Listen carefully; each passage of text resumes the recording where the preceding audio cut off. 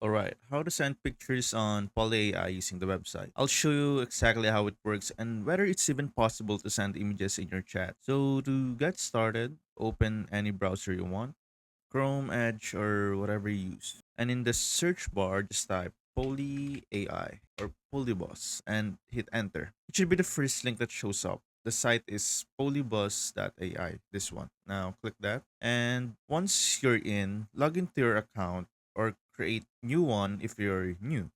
So I'll log in with Google. I'll choose my account, wait for it to load, and there. And then choose any AI character you want to chat with.